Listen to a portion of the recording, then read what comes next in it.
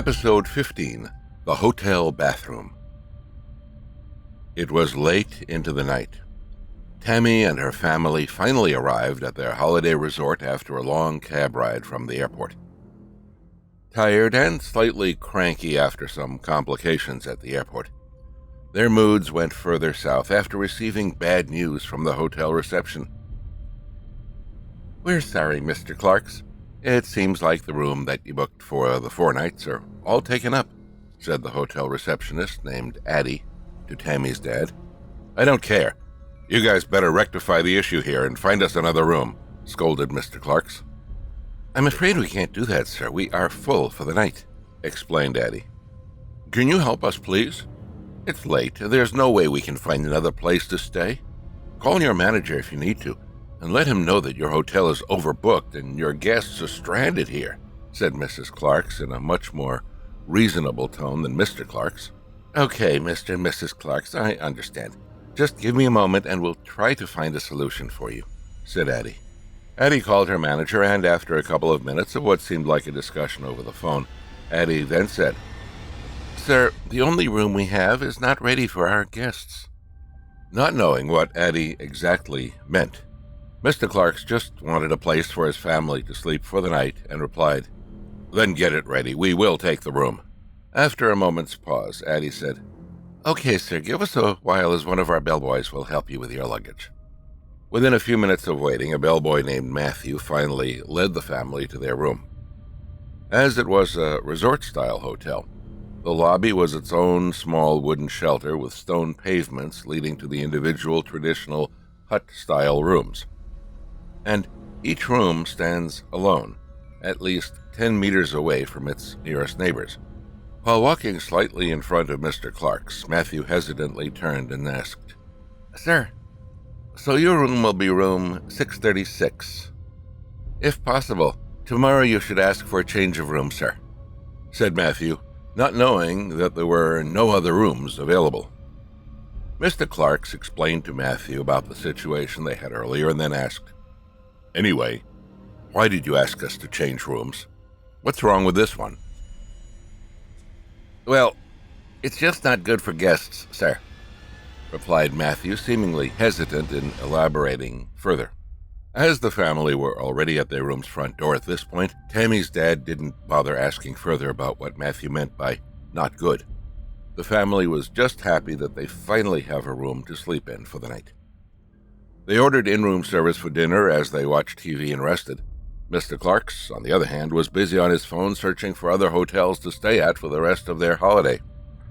Midnight drew near, and Tammy's 5-year-old brother named Tyler and Tammy's parents slept on the king-size bed, while Tammy slept on the single-bed mattress laid out on the floor next to it. One by one, the family members began falling asleep, except for Tammy, who listened to the distinct individual snoring patterns of her dad, then her mom.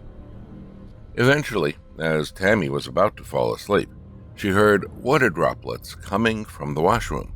Tammy didn't think much of it, assuming it was probably a minor malfunction. However, the water droplets got heavier and more often. By now, Tammy's focus of falling asleep had been diverted to its dripping sounds. Soon, the sound turned to a sudden burst of showers, as though someone twisted the shower knob and started showering in the middle of the night. By now, Tammy was wide awake, especially as she began seeing steam coming out from the washroom, as though the heater was on. Tammy got out of her mattress, walked by the king-size bed and towards the washroom. With her heart pounding with the fear of the unknown, Tammy slowly pushed the door to see what was going on. As the door creaked open, all Tammy saw was the shower spraying out water towards the bathtub beneath it. But no one was there.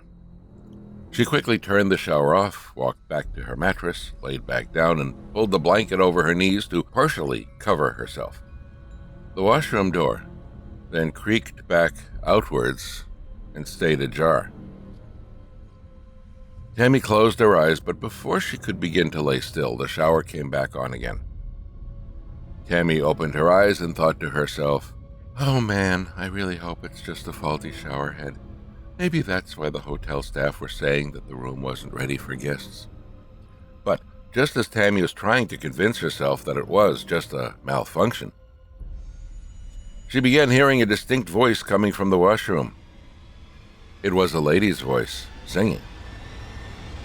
Tammy began feeling goosebumps at the back of her neck, petrified as it wasn't faint sounds that she was hearing. It was a clear voice. Tammy crawled up the king-size bed beside her and immediately woke her mom up, who laid at the edge of it. Mom, wake up, Mom. There's someone in the washroom," whispered Tammy, as she was afraid that whoever was in the washroom would hear her. Mrs. Clarks slowly woke up, and as she heard the sound coming from the washroom, she turned her head towards its direction. She immediately reached out for Mr. Clarks at the other end of the bed, nearer to the washroom, while trying very hard not to wake Tyler up, who was right in the middle of the bed.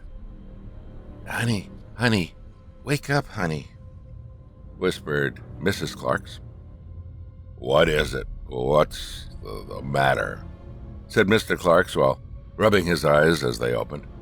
"Listen to that, hon. It's coming from the washroom. Someone's in there," whispered Mrs. Clarks.